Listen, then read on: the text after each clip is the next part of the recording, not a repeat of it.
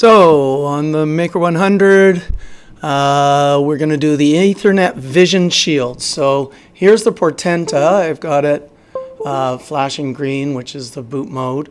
And then snapped to it with these two sets of 80-pin connectors is the Vision, but it's an Ethernet Vision Shield.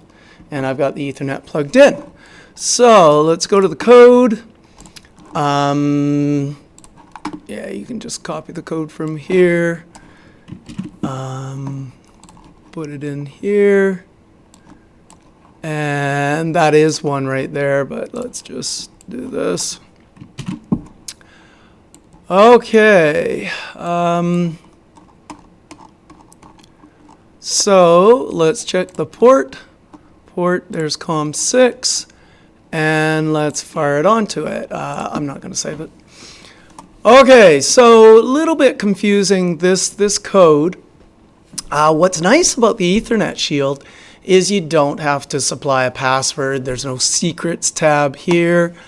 I must admit some of the stuff's getting a little complex. I'm not even sure if some of this is needed. That looks like it's trying to set the IP, but it gets overridden. Not really sure if that's needed. This is the main one. So once you've got these two includes, here's Ethernet server. We're calling it server 80 simply because they write it that way. I typically put a my in front of these things. Doing a little LED, get the green LED going. This is just a couple of waits to get the serial monitor going. You don't need the serial monitor, so why would you block the ability for it to work waiting for the serial monitor?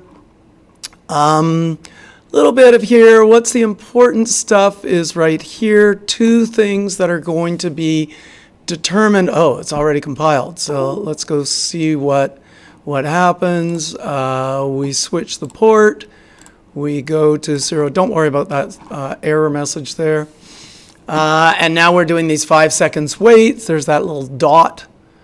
There's a dot. There's Ethernet web server. And there is the URL. So see if I can copy that. Throw that in here. And there we go. Here's our LED blue, which is already on. By the way, the first clicks, oh, it worked. So I turn the LED blue light off, turn it on, turn it off, turn it on. If you go to the serial, it gives you a whole bunch of information about what's happening. Let's go look at the code. This is where it's detecting if in that URL it had a /L or a /H.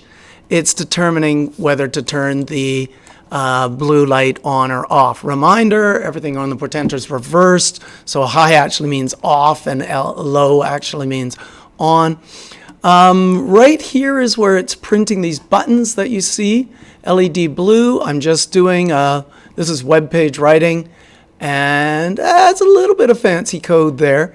It creates the button and then on click, it just changes the location to /H or /L. These little confusing bits there just allow quotes, but we're already inside quotes, so it's just double protecting the fact that you're already inside quotes. This is just to see if web servers are working, and that's it for today.